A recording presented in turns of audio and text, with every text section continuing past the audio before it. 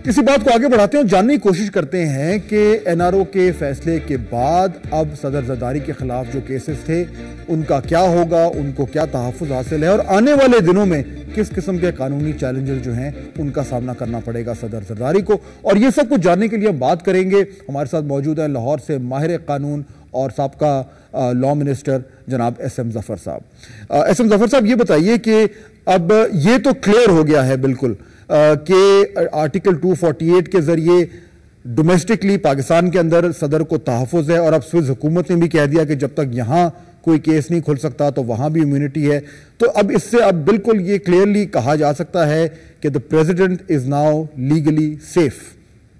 आप इसको यूँ समझें कि लफ्ज़ तहफ़्फ़ुज़ शायद दुरुस्त नहीं है। ये एक बड़ी महदूद किस्म का प्रोविजन है जिसके मुताबिक सदर साहब को अदालत में नहीं बुलाया जा सकता।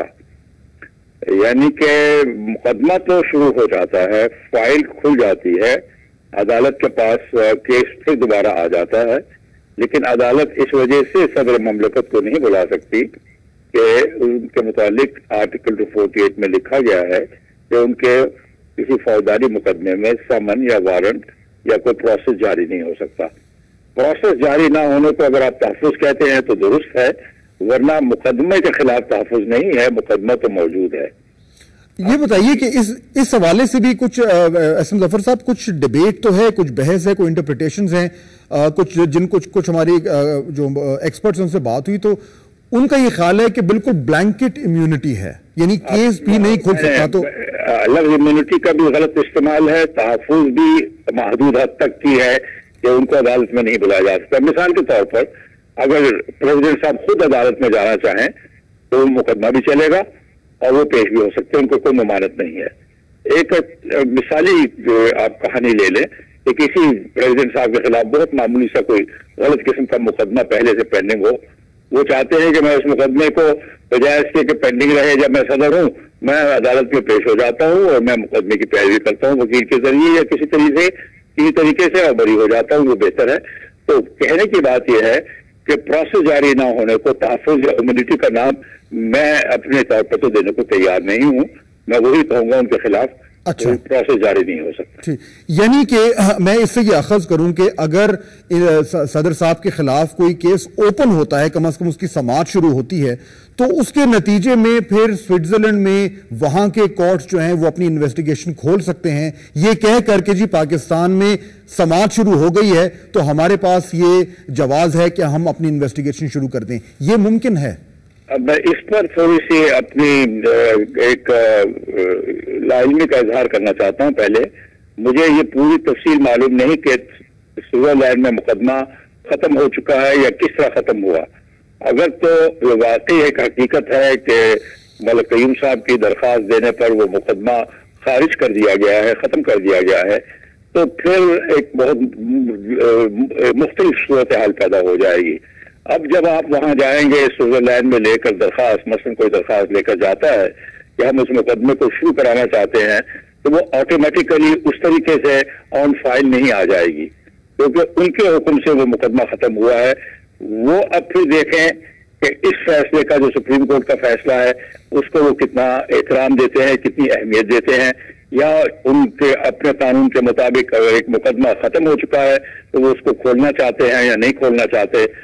इसलिए मैं अपनी लाजमी का इजहार ये कर रहा हूँ कि मुझे मालूम नहीं कि मुकदमा खत्म हो गया है या कि वो पोस्टपोन कर दिया गया था या क्या हुआ था। इसमें भी कुछ डिस्प्यूट है और मुख्तलिफ वो आ रहे हैं कि जी खत्म हो गया, बहरहाल हम उसमें नहीं जाते। लेकिन एस.एम. ज़फ़र साहब, एक और अब जो पेचीदगी जो सामने आ रही है वो ये है कि सुप्रीम कोर्ट ने वाज़ेह तौर पर कहा है कि जी स्विस हुकूमत को कहा जाए कि ये जो मुकदमे हैं ये खोलें। अब हम ये जानना चाह रहे थे कि स्विस हुकूमत को कौन कहेगा, और हमें ही बताया गया है कि ये नैब की जिम्मेदारी बनती है कि वो स्विस हुकूमत से राब्ता करे, लेकिन नैब के ज़राए ये कह रहे हैं कि हमारे इंटरनली ये डिबेट हो रही है कि जी क्योंकि एक सॉवरेन इम्यूनिटी जो है वो मौजूद है सदर जरदारी की, इसलिए हम शायद स्विस वालों से ना कह सकें।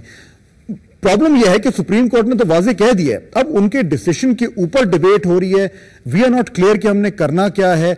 आपके ख्याल में सुप्रीम कोर्ट के जजेस को आइडिया था कि इसके बाद भी आगे इतना कंफ्यूजन होगा?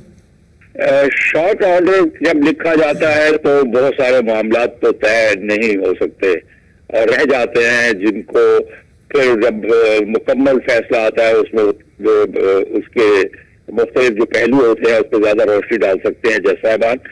آپ نے جن سوالات کو اٹھایا ہے یہ سوالات دراصل ایگزیکٹو فنکشننگ سے ہے, اور سپریم کورٹ کا جو کام اتنا ہی ہے ایگزیکٹو کے حوالے ایک بات کر دے کہ آپ نے اس معاملے کو آگے لے کر جانا ہے. ایگزیکٹو میں کس کی ذمہ داری ہے؟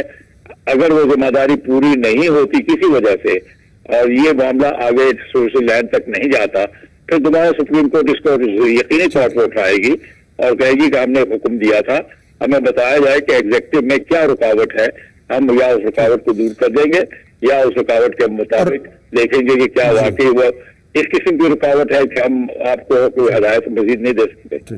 اور نیب کی اسم ظفر صاحب ویسے بھی کافی مزاج پرسی ہو چکی ہے کورٹ میں, تو میرا خیال ہے نیب والوں کو تھوڑا زیادہ جو ہے وہ کیئرفل ہونا چاہیے. میں ایک تھوڑا سا ایشو آگے بڑھانا چاہتا ہوں. پریزیڈنشل امیونٹی کا جو پورا کانسیپٹ ہے آرٹیکل 248 جو ہے اس میں شامل ہے, لیکن امریکہ کا میں دیکھ رہا تھا, امریکہ سے بھی ہم نے ان کا کانسٹیٹیوشن ہے اس سے ہم نے اخذ کیا, ان کے پاس بھی یہ ہے. وہاں پہ بڑی انٹرسٹنگ چیز ہوئی ہے جو میں آپ کے نوٹس میں لانا چاہ رہا ہوں کہ 1974 میں Nixon versus Fitzgerald case ہوا تھا, جس پہ سپریم کورٹ نے کہا تھا کہ کیونکہ نکسن صاحب نے اپنے آفس میں ہوتے ہوئے آفیشلی کچھ کام کیا تھا جس پہ سول سوٹ آیا تھا, تو انہوں نے کہا کہ آپ صدر صاحب کو ٹچ نہیں کر سکتے, ہی ہیز امیونٹی. لیکن 1997 میں کلنٹن ورسز جونز ایک اور کیس آیا جب وہ سیکشل ہراسمنٹ کا کیس تھا, اس میں امریکن سپریم کورٹ نے کہا کہ اگر ان صدر صاحب نے کوئی ان آفیشیل کام کیا ہے جس کا ڈائریکٹلی تعلق نہیں تھا ان کے آفس سے تو ان کو امیونٹی نہیں ہے, اور انہوں نے سپریم کورٹ نے کہا کہ آپ یہ کیس کو چلائیں, اور وہ پروسیڈنگز ہوئیں. ہمارا article 248 does it need to be revisited, کیونکہ پٹیشن تو دائر آلریڈی ہو چکی ہے. دیکھیے کہ وہ ان کے الفاظ کچھ تھوڑے سے ویسے بھی مختلف ہے, اور آپ کو یاد ہے کلنٹن کی امپیچمنٹ ہوئی تھی, ٹرائل نہیں ہوا تھا, انویسٹیگیشن وغیرہ تو ہوتی رہی تھی. انویسٹیگیشن کی رکاوٹ ہمارا آرٹیکل 248 بھی نہیں کرتا, صرف عدالت میں پروسیس میں نہیں بلاتا. یعنی یہ امیونٹی ہے, احترام ہے کہ عدالت میں حاضری نہیں ہوگی پریزیڈنٹ صاحب کی. انویسٹیگیشن بھی کوئی کرنا چاہے اس میں بھی کوئی رکاوٹ نہیں, انڈیپینڈنٹ اگر آپ کے انکوائری کرنے والے لوگ موجود ہیں. معلوم ہے کہ نکسن کے کیس میں بھی investigation by an independent prosecutor ہوتی رہی تھی, تو انکوائری اور انویسٹیگیشن کی کوئی رکاوٹ نہیں ہے. صرف عدالت میں جب مقدمہ چلا جائے تو پروسیس نہیں ایشو ہو سکتا. یہی صورتحال تقریباً امریکہ میں بھی ہے. لیکن اسم ظفر صاحب آرٹیکل 248 جو پاکستان کا ہے, شاید اس میں اس کی کبھی اتنی زیادہ کین مانیٹرنگ نہیں ہوئی جہاں تک مجھے اندازہ ہے, I could be wrong also. یہ ایسا مومنٹ ہے اس وقت پاکستان کی تاریخ میں کہ آرٹیکل 248 جو ہے وہ فوکس میں ہے, پٹیشن دائر ہو چکی ہے, اگر کیس اٹھتا ہے اس کی ری انٹرپریٹیشن ہو سکتی ہے. کورٹ کہہ سکتا ہے کہ جی لیٹس ریویو دس, کہ یہ امیونٹی کیسی ہے اور اس کو مزید ڈھیلا کرنے کی ضرورت ہے کہ نہیں. یہ امکان تو ہے. ایک لفظ ہے جس کو تقریباً انٹرنیشنلی لوگ مانتے ہیں, مجھے ساورن امیونٹی کہتے ہیں اسے, اور وہ بھی تقریباً 248 کی روح ہے. تو ری انٹرپریٹیشن کرنا تو سپریم کورٹ کا حق ہے جب کبھی کوئی پٹیشن آ جائے. لیکن اگر مجھ سے باہر نظر میں پوچھنا چاہیں تو میں کہوں گا یہ ایک مشکل سی ری وزیٹیشن ہوگی, کیونکہ اس کے پیرامیٹرز کا کافی حد تک انٹرنیشنلی اور نیشنلی طے شدہ ہوتے ہیں. تو یہ دینی پڑتی ہے کہ ان کو عدالتوں میں نہیں بلا سکتے, ان کے خلاف تحقیقات, ان کے خلاف ساری کارروائی ہوتی ہے اور چھوڑ دیا جاتا ہے ان وہاں کے لوگوں کے الیکٹوریٹ پہ کہ وہ اپنے صدر کے ساتھ کیا سلوک کرتے ہیں. میرا خیال ہے کہ الٹیمیٹلی یہ معاملہ جب کبھی آئے گا سپریم کورٹ کے سامنے تو یقینی طور پر اگر کسی وجہ سے اس 248 کو بائی پاس کریں تو اس کی بنیاد شاید وہی ہوگی جو آپ سپریم کورٹ کے شارٹ آرڈر میں تھوڑا سا جس کی جانب ہنٹ کیا گیا ہے کہ آرٹیکل 62 کے بھی خلاف ہے جو این آر او تھا, اور اس کا بھی بینیفٹ اگر کسی نے وزریہ این آر او لیا ہے تو وہ بات شاید کھولی جا سکتی ہے.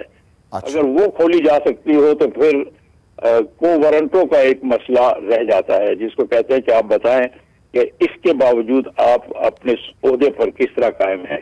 کیونکہ فوجداری مقدمہ نہیں ہوتا اور وہ مقدمہ عدالتی ہوتا ہے. یہ ایک ایسی صورتحال ہے جو مستقبل میں کہیں جا کر ان معاملات کی ظاہر غور ہوگا.